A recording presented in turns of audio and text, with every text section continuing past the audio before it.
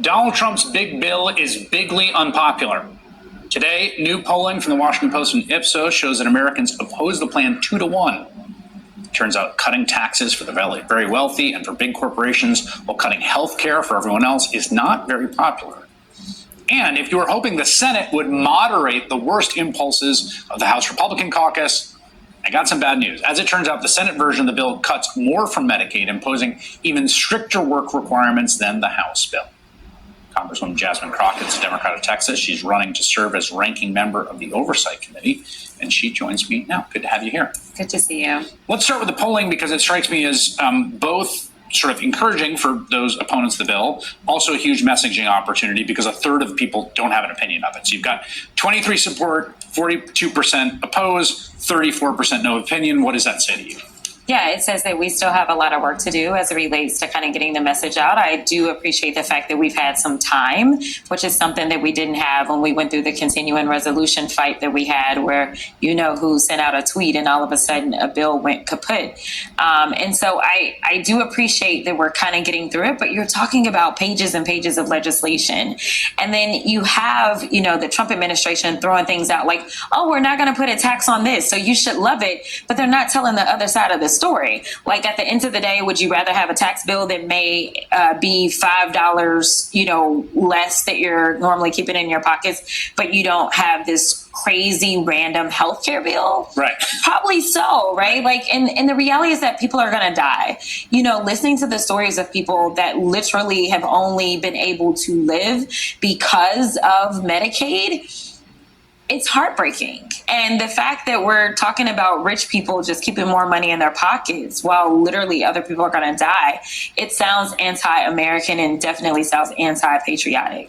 So one of the things that generally when I've covered big bills in domestic policy in DC, there's this idea of like the Senate is like the cooling saucer and that, and that usually things come back from the Senate like more moderate, but both on the left and the right. That is generally the way things go. Yes. It seems to me like Ron Johnson and the sort of right-wing faction in the Senate is actually pushing to make this bill more aggressive on the cuts side. And I'm wondering if you were anticipating that or if you thought you were expecting a more moderate bill. No, I was expecting the Senate to fix everything. I mean, I was expecting it still to come back as a bad bill, but we're talking about it would get better.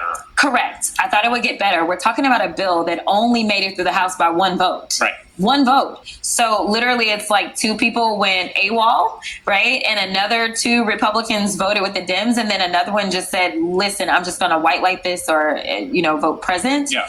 And so I expected in the Senate, especially because think about it this way. Our congressional districts are approximately 766,000 people. And so literally there are some Republicans that don't have any hospitals whatsoever in their districts. But then you start talking about the Senate, every single state senator has hospitals. And when you start to talk about rural hospitals possibly shutting down because they don't have enough funding because you're now cutting this Medicaid funding and they can't supplement because they don't have all these other people coming in with, say, private insurance, I thought the senators would say, listen, we can't do this. Well, it's funny you say that because one of the things, my understanding, again, the details here get a little complicated, but there's this mechanism called the provider tax, which actually would hurt hospitals. Yeah. So let's sort of do the short version that way.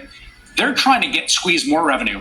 My feeling always when I used to cover Congress day in, day out was the hospitals were big interest groups. They are. They will drop money on your head if they don't like it. They will be up in your office. Yes. Where are the hospitals? Honestly, it's wild to me that they have not shown up in a big way. I don't know. To fight this bill. I have no idea. I mean, it's kind of like you saw the farmers, right? Like when we were going through that, like continuing resolution, the farmers were like, wait a minute. Like they showed up, like the Farm Bureau was like, we are here, right? And so it is odd because the hospital lobby is a really big lobby.